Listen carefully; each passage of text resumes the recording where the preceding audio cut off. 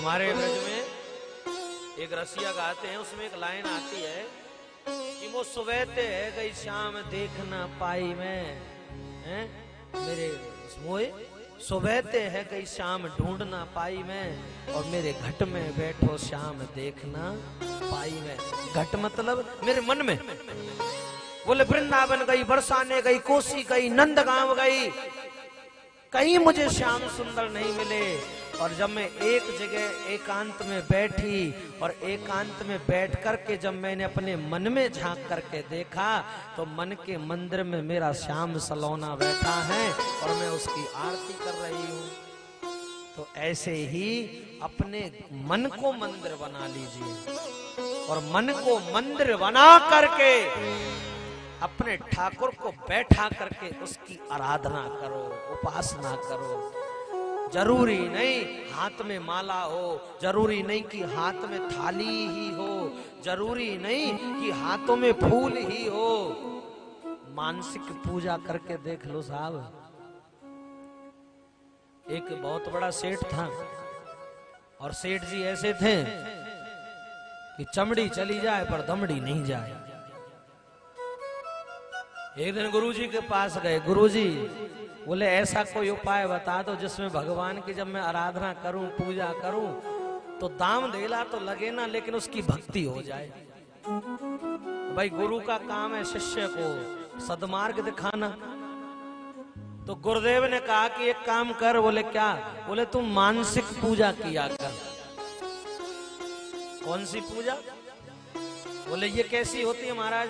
बोले सवेरे सवेरे जब तुम जगो तो जगते ही धरती माता को, भगवान को प्रणाम करो और अपने माता पिता को प्रणाम करो।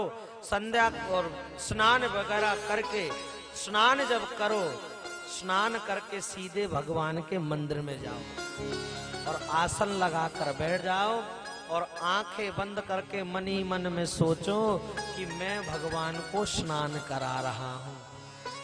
भले ही तुम्हारे हाथ में जल का लोटा नहीं है, बस आसन लगा करके मन लगा करके कहो कि मैं भगवान को अब गंगा जल से नहला रहा हूँ, अब मैं भगवान को दूध से नहला रहा हूँ, अब मैं दही शहद शक्कर से नहला रहा हूँ, अब मैं भगवान को धूप बत्ती लगा रहा हूँ, आज मैंने भगवान को मोर मुकुट लगाया है, आज मैं भगवान को 56 भोग लगा रहा हूँ। ऐसा मन से सोचना। बोले गुरुजी पैसा तो नहीं लगेगा? बोले मन में कौन सा पैसा लग रहा है तेरा, जा। अब वो घर आए। अब सेठ जी जब दूसरे दिन से इसी दिनचर्या में लग गए, अब तो भैया पहले दिन तो 10 मिनट पूजा करी, दूसरे दिन 12 मिनट करी और रोज ऐसी मन की पूजा करते। अब तो सेठ जी ठाकुर जी को 1-1 क्विंटल दूध से नहलाते थे। अब मन से कितना भी बोल दो कौन सा पैसा लग रहा है? और ऐसा बंधन बन गया, ऐसा नियम कर्म बन गया कि अब तो सेठ जी 5-5 घंटे बैठ करके भगवान की सेवा करते थे। कहां 2 मिनट नहीं बैठ पाते थे और अब मानसिक पूजा में 5-5 घंटे बैठ करके पूजा करते हैं, 5 घंटे बैठ करके। और एक दिन सेठ जी मानसिक पूजा कर रहे थे, बहुत साल बीत गए और जब बहुत साल बीत गए तो ठाकुर जी की मानसिक पूजा कर रहे थे। बोले स्नान करा रहा हूँ, दूध चढ़ा रहा हूँ। और ऐसा कर करके जट सेठ जी ने भगवान के दूध का भोग लगाना प्रारंभ किया कि आज मैं भगवान श्याम सुंदर को दूध पिलाऊंगा, केसर बादाम डाल करके। अब जैसे दूध डाल मिला रहे हैं, अब जबकि ना दूध है, ना कोई बर्तन है, ना लोटा है, केवल किससे? आंखें बंद कर रखी है, मन से, मानसिक। बोले दूध। और जब दूध में चीनी मिलाने का टाइम आया तो कहां 1 चम्मच मिलानी थी, वो 2 चम्मच फालतू चीनी डल गई। और जैसे 2 चम्मच चीनी फालतू डली, अब सेठ जी कहते हैं कि अरे अब तो घाटा चला जाएगा। 1 चम्मच चीनी कल के काम आती, आज तो ज्यादा जा रही है, ये कल काम आती। जबकि ना दूध है ना चीनी है, लेकिन मन में अभी कहीं ना कहीं एक टीस बाकी है। और जब सोचा, बोले अभी तो चीनी घुरी नहीं होगी, उससे पहले निकाल क्यों ना लूं।